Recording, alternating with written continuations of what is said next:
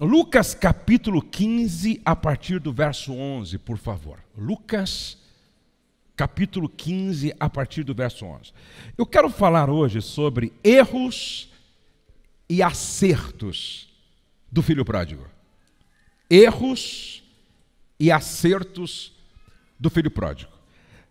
Eu comecei uma série e na primeira reunião eu falei com os homens. Seja homem. Na segunda reunião, eu falei com as mulheres. E eu falei sobre as marcas das mulheres que inspiram. E hoje eu quero falar sobre erros e acertos do filho pródigo. São lições que nós podemos aprender com este jovem. No verso 11 do capítulo 15 do Evangelho segundo segundo Lucas, nós lemos: continuou, certo homem tinha 2 filhos. Certo homem tinha 2 filhos. O mais moço deles disse ao pai: Pai, dá-me a parte dos bens que me cabe. E ele lhes repartiu os haveres. Passados não muitos dias, o filho mais moço, ajuntando tudo o que era seu, partiu para uma terra distante e lá dissipou todos os seus bens, vivendo dissolutamente. Deixa a sua Bíblia aberta aí, não feche a sua Bíblia. Inclusive, eu estou aconselhando todos a ter uma Bíblia de papel, até para facilitar você riscar, marcar, escrever, ok? Então vamos lá. Nós paramos no verso de número 14. Depois de ter consumido tudo, sobreveio aquele país uma grande fome e ele começou a passar o quê? Necessidade. Começou a passar necessidade. A Bíblia diz em Provérbios 15, 20. Provérbios 15, 20. Os filhos sábios enchem os pais de orgulho. Os filhos sábios enchem os pais de alegria. Os filhos sábios enchem os pais de felicidade, contentamento. Mas os insensatos, os tolos, os imprudentes, envergonham seus pais. Os filhos sábios enchem os pais de contentamento. Qual foi o primeiro erro do filho pródigo? Ele tomou uma decisão errada. Repete comigo: tomou uma decisão errada. Eu quero que você preste muita atenção nisso. Decisões decidem o nosso destino. Decisões decidem o nosso futuro. Decisões decidem em nossas vidas a bênção ou a maldição. Agora, o que as nossas decisões revelam? O que as decisões de um filho revelam? Primeiro, decisões revelam onde desejamos chegar. Segundo, decisões revelam o nosso caráter. Terceiro, decisões revelam nossos valores. Terceiro ou quarto, decisões revelam o que domina o nosso coração. Decisões revelam o que domina o nosso coração. Quinto, decisões revelam se estamos perto ou longe de Deus. Então, decisões revelam onde queremos chegar, o nosso caráter, os nossos valores, o que domina o nosso coração e se nós estamos perto ou longe de Deus. Agora a pergunta é: por que o filho pródigo errou na sua decisão? Por que o filho pródigo errou na sua decisão? Veja o que está em Provérbios 15, 22. Provérbios 15, 22. Quem recusa bons conselhos tem seus planos fracassados. Quem recusa bons conselhos tem seus planos fracassados, mas quem os aceita verá seus projetos saírem do papel e eles serão bem-sucedidos. Olha o que está em Provérbios 15, 31. Quem ouve os bons conselhos viverá bem. Você quer ter uma vida profissional boa? Você quer ter uma vida conjugal boa? Você quer ter um futuro abençoado? Olha só, quem ouve os bons conselhos viverá bem e será como um convidado de honra entre os sábios. Ou seja, quem sabe ouvir os bons conselhos faz sua morada com os sábios. Primeiro, o filho pródigo não consultou a Deus. O filho pródigo, para sair de casa, não consultou a Deus. Olha o que diz em Provérbios 15, 32. Quem faz pouco caso da disciplina será um nada, mas quem obedece à vontade de Deus ficará mais sábio. Quem faz pouco caso da disciplina será um nada. Aí diz assim, mas quem obedece à vontade de Deus ficará mais sábio. Ele não consultou a Deus. É interessante que eu vejo algumas pessoas decidindo e perguntam para todos, menos para Deus. Perguntam para a mãe, perguntam para o pai, perguntam para o amigo, perguntam para a colega, mas não pergunta para Deus. E a Bíblia diz que a vontade de Deus é sempre boa, perfeita e agradável, e quem a faz permanece para sempre. Segundo, o filho pródigo não ouviu seu pai. Ele não ouviu o seu pai. E olha o que a Bíblia diz em Provérbios 15, 5. Quem não dá ouvido ao que diz seu pai é insensato, mas quem aceita a correção tem bom senso. Quando a Bíblia diz em Efésios capítulo 6, honra teu pai e tua mãe, para que te vá bem. Honrar é ouvir e obedecer. É ouvir e obedecer, para que te vá bem e tenhas longa vida sobre a terra.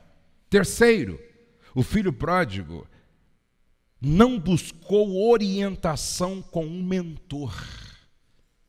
O filho pródigo não buscou orientação com um mentor. O que é um mentor? É alguém que já chegou aonde você quer chegar. Por exemplo, o Felipe. Felipe está aí? Não o Felipe, meu genro. Ah, o outro Felipe lá. Isso, o Felipe loirinho lá. O Felipe chegou para mim outro dia e disse, pastor, eu quero ter assim um ministério que nem o seu, focado em família. Aí então eu perguntei para a noiva dele, namorada dele, ele está te tratando bem? E aí ele viajou comigo.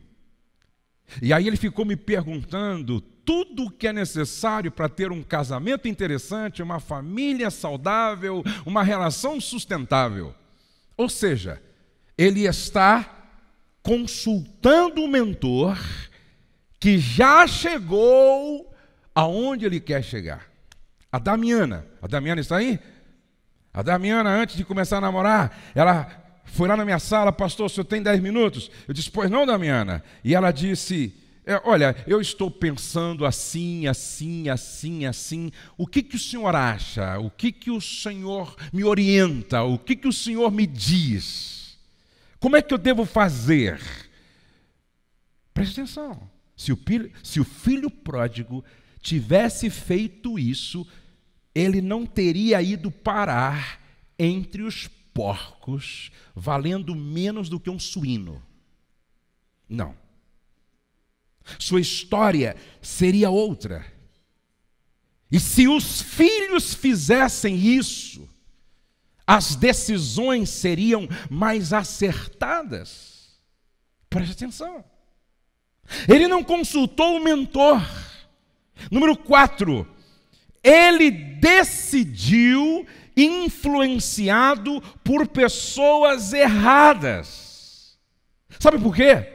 Nenhuma decisão que tomamos é sem estar debaixo de uma influência. Vou repetir. Nenhuma decisão que tomamos é sem estar debaixo de uma influência. Pastor, mas eu tomei essa decisão e eu não fui influenciado por ninguém. Que filmes você assistiu? Quais são as novelas que você assistiu? Que tipo de música você ouviu? Músicas me influenciam nas minhas decisões. Filmes me influenciam nas minhas decisões. Novelas me influenciam nas minhas decisões. Preste atenção. Debates que eu ouço na televisão me influenciam nas minhas decisões. Por exemplo, a gente decide para quem votar assistindo horário político na televisão. A gente decide para quem votar ouvindo pessoas no cabeleireiro, no dentista, na antessala do consultório médico. Ou seja, nós estamos sendo influenciados. Agora, o problema é quando a gente decide debaixo de uma influência maléfica, maligna, porque estamos ouvindo pessoas erradas. Olha o que diz Salmo capítulo 1, verso 1. Bem-aventurado é aquele que não anda no conselho dos ímpios, não se detém no caminho dos pecadores, nem se assenta na roda dos escarnecedores. Eis a razão porque a Bíblia diz: as más companhias corrompem os bons costumes. Ouvi uma história de uma mulher que era fiel ao marido, uma mulher que era honesta, uma mulher que era uma boa esposa, mas ela frequentava um ambiente onde a maioria das mulheres traíam os maridos. Cada uma contava a sua história de aventura. E ela gostava de ouvir isso. Ela voltava lá, não sei que reunião que era, se vendiam alguma coisa, se era algum salão de cabeleireiro, manicure, pedicure, sei lá. Era um lugar onde a mulherada se reunia lá. E nessa conversa com as mulheres, uma contava: saí ontem com um cara e tal, não sei o quê. Na outra semana ela gostava. A outra dia eu saí também com um cara. De tanto ouvir as aventuras de infidelidade das suas amigas, um dia ela decidiu ter a mesma experiência.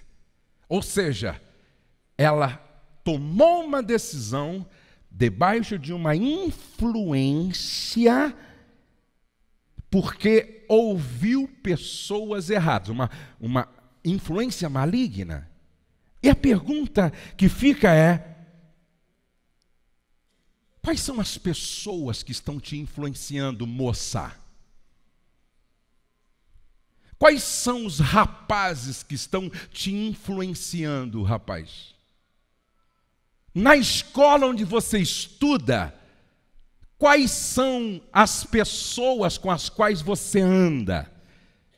Já foi dito 1 milhão de vezes, nós somos a média das 5 pessoas com as quais nós mais convivemos e mais nos influenciam.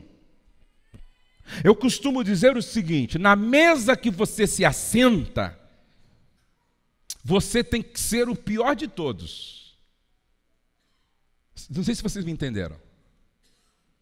Na mesa em que você se assenta, quem lá está devem ser pessoas melhores do que você, mais crente do que você, mais fiel do que você, mais honestas do que você, que ora mais do que você, mais santas do que você, melhor filhos do que você. Por quê? Porque estas pessoas vão te influenciar positivamente. Se vocês me entendem, digam amém. Se você vive se assentando em uma mesa frequentada por gente que mente, que não respeita a autoridade, que caminham longe de Deus, que não oram, que não tem nenhum compromisso com a igreja, essas pessoas vão te influenciar não positivamente, mas negativamente. Essa história nos fala de um rapaz imaturo, neófito, que toma uma decisão estúpida, e com certeza ele estava debaixo de uma influência errada, porque ouviu quem não deveria estar ouvindo. Agora preste atenção, segundo erro do filho pródigo. Primeiro erro, ele tomou uma decisão errada. Segundo erro, ele não soube ser grato ao pai.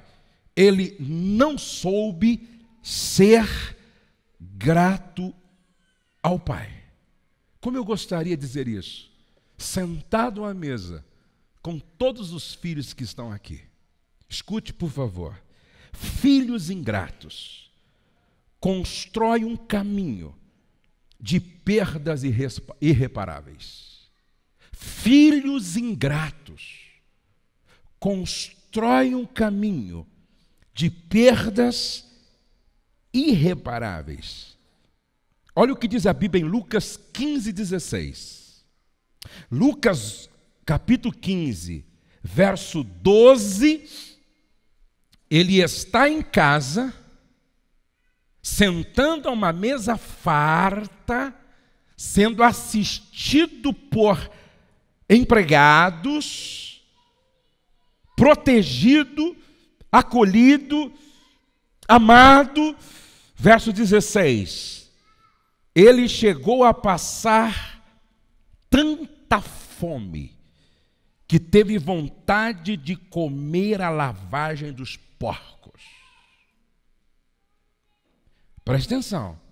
Ele chegou a passar tanta fome que teve a vontade de comer a lavagem dos porcos. Veja que no capítulo de número 15, verso 11, 12, 13, ele está no melhor lugar em que ele poderia estar.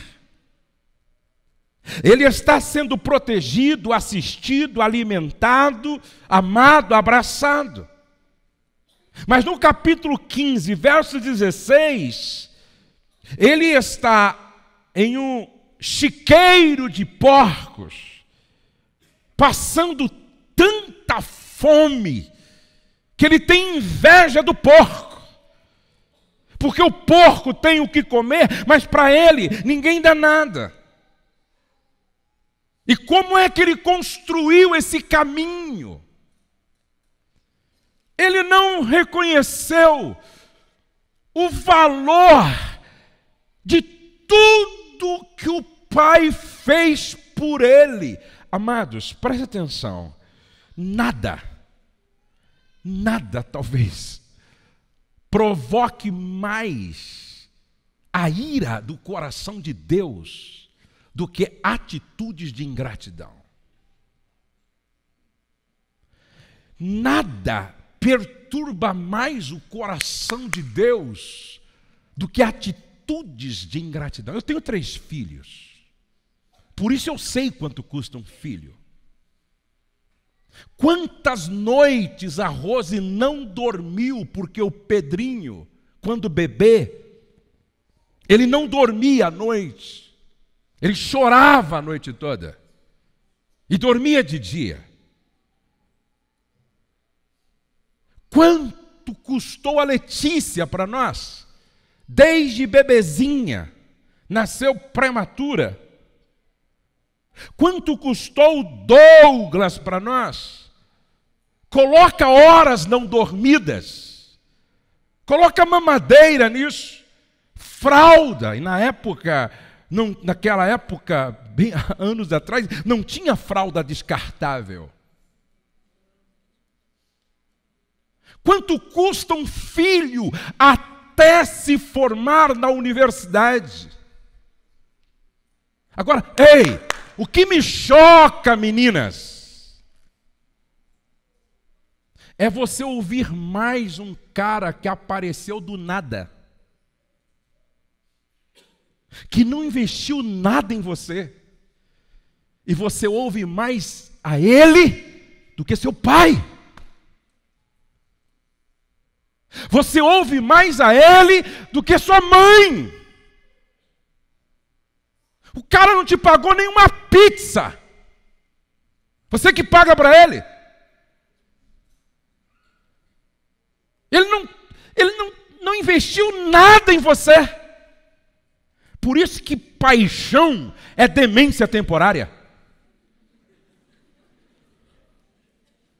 Aí fica apaixonada. Eu tenho o direito de ser feliz. O que meu príncipe encantado falar, eu faço.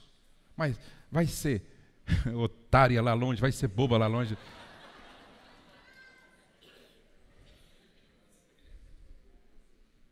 O que esse rapaz investiu em você? O que esse rapaz investiu em você? E o rapaz, mesma coisa. Tem rapaz que fica bobo. Odeio sua mãe, é verdade? Então não precisa ir mais lá em casa, não. Minha mãe é chata mesmo. E começa a ouvir essa doida.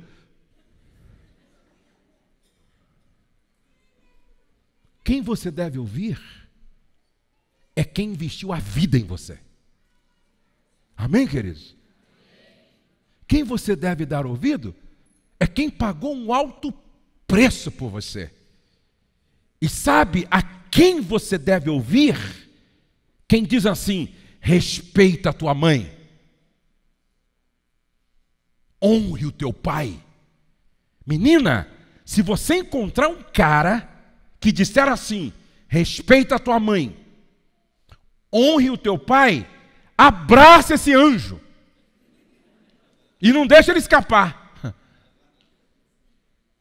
Porque um rapaz que ajuda a menina que nele está interessada a honrar pai e mãe, vale o investimento. O contrário também é verdade.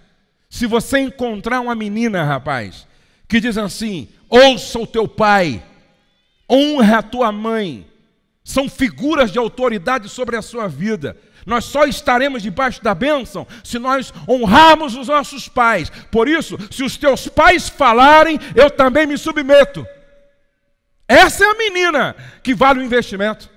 Se vocês me entendem, digam amém. Preste atenção.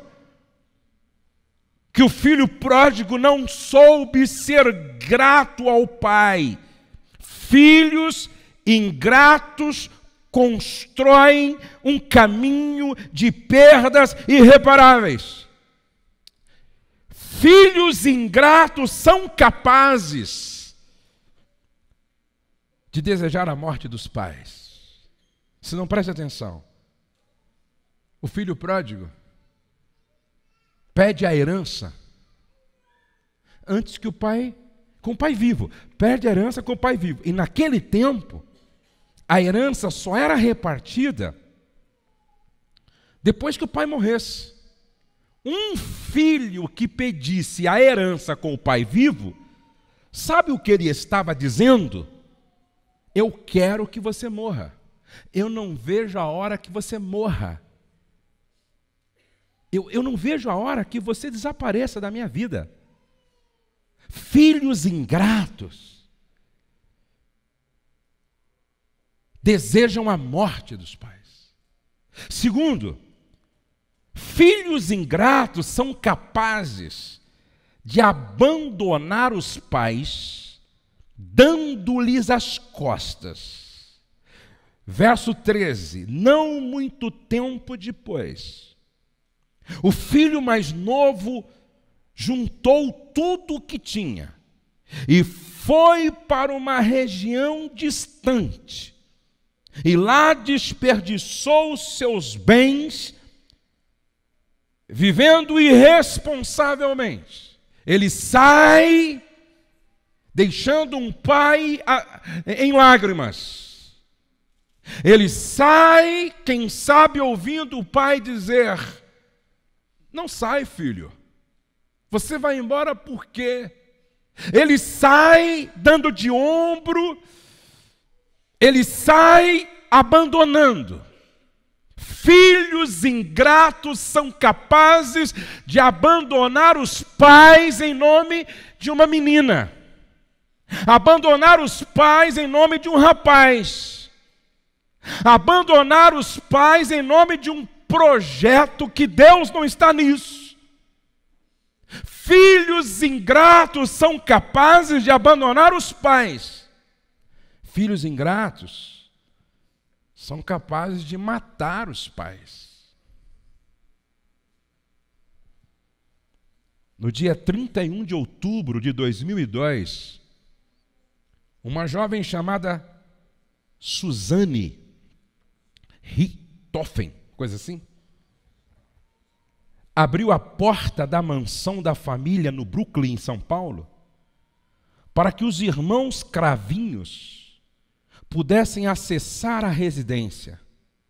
Depois disso, eles foram para o segundo andar do imóvel, e enquanto o pai Manfred e a Marísia dormiam, o namorado e irmão dele mataram os pais da Susana a pedido dela,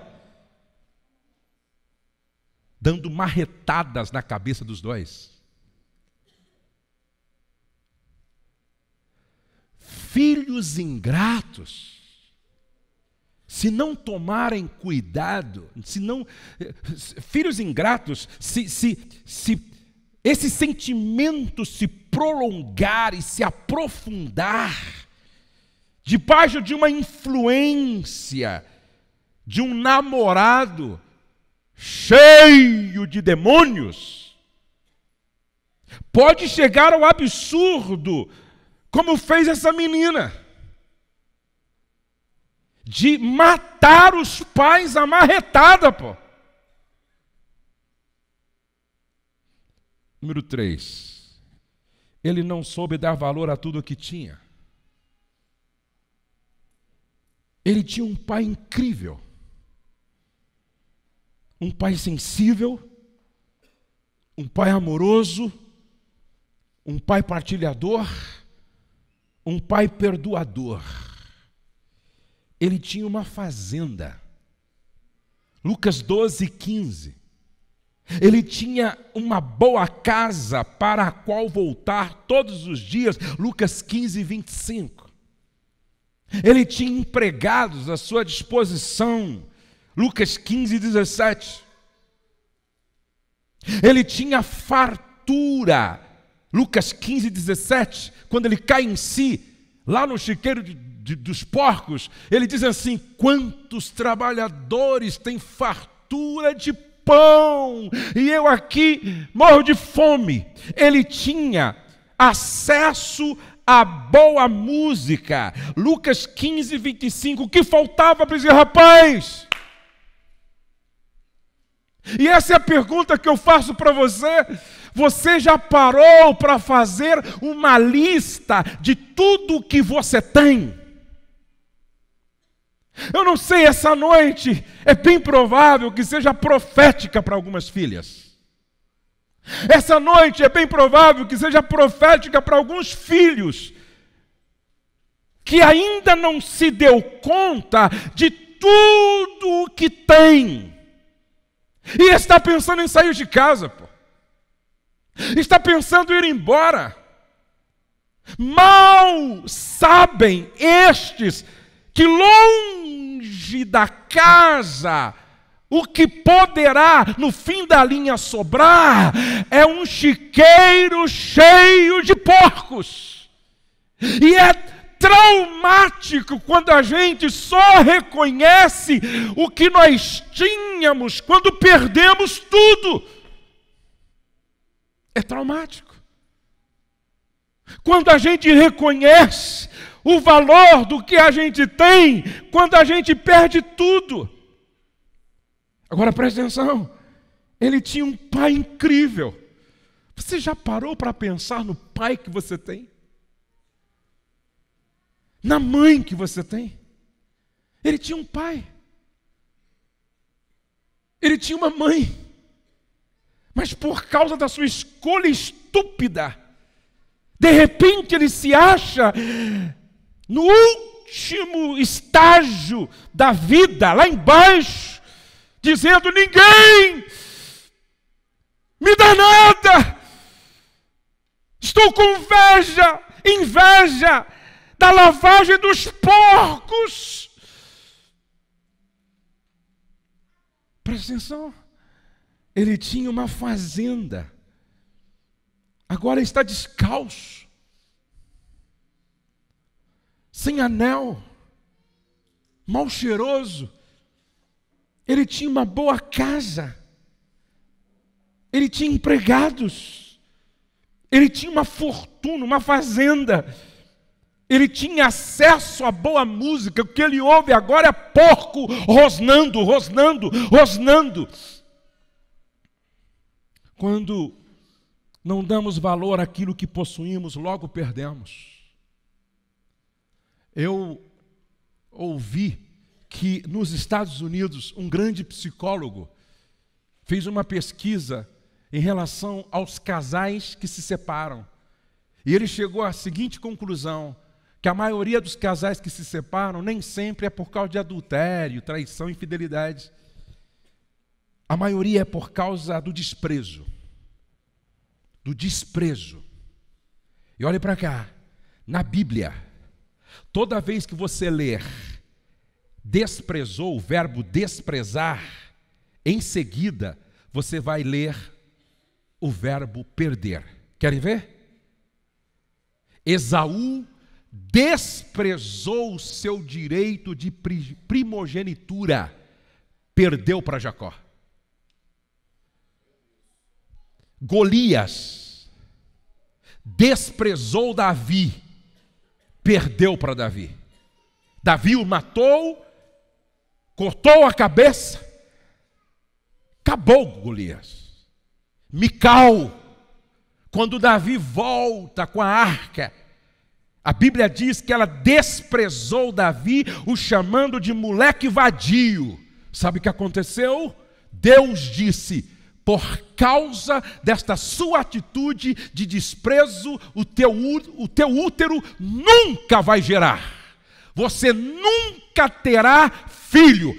Perdeu, Mical. Toda vez na Bíblia que você encontra alguém desprezando na frente, você encontra a história toda dizendo: perdeu. O filho pródigo desprezou o pai, perdeu tudo, perdeu a herança, perdeu a fazenda, perdeu tudo, perdeu a dignidade, perdeu o valor próprio. Preste atenção. Será que Deus não trouxe você aqui para dizer: desperta tu que dormes? Quem tem ouvido, ouça o que o Espírito diz à igreja. Valorize teu pai, valorize a tua mãe, valorize a tua cama. Se você for agora lá onde estão os criminosos, os ladrões, encarcerados, eles vão dizer: estou aqui porque não dei valor ao que eu tinha.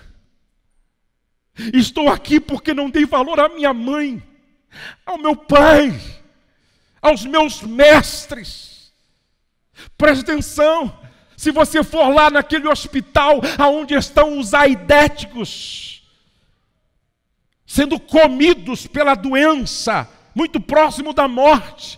Muitos deles vão dizer: perdi minha saúde porque desprezei o que meu pai falava, perdi tudo porque desprezei o que minha mãe dizia, eu perdi tudo porque não dei valor ao que eu tinha. Agora vamos ver quais foram os acertos desse rapaz.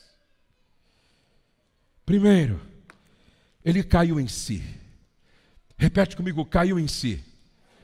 Outra vez, ele caiu em si. Ele caiu em si.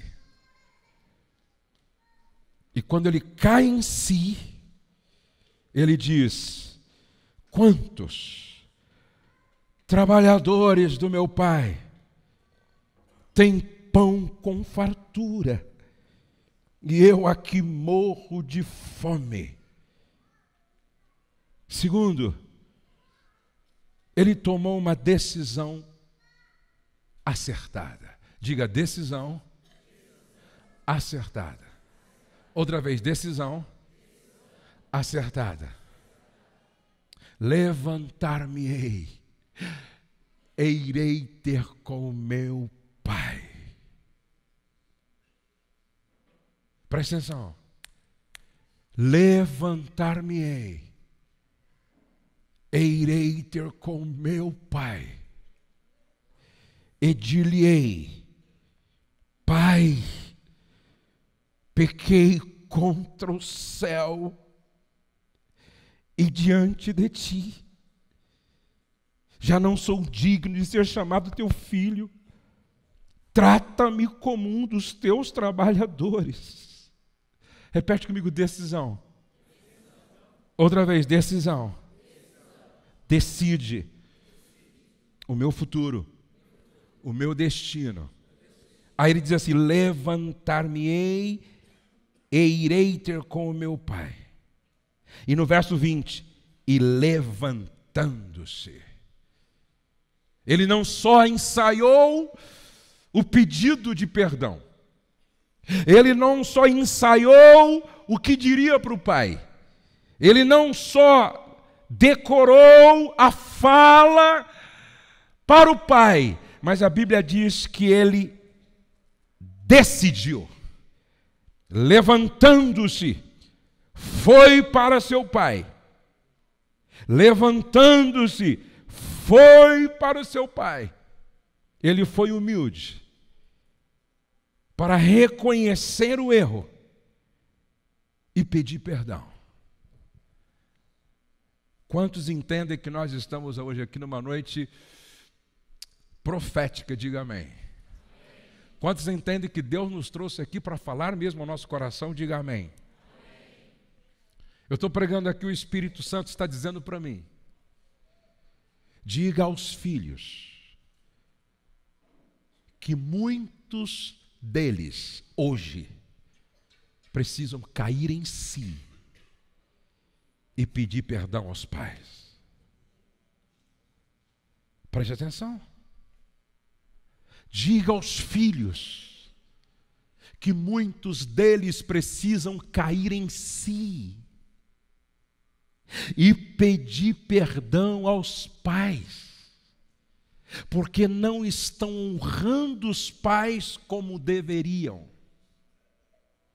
não estão sendo gratos aos pais como deveriam, não estão dando valor a tudo o que têm como deveriam, não estão sendo sábios como Deus espera que eles sejam.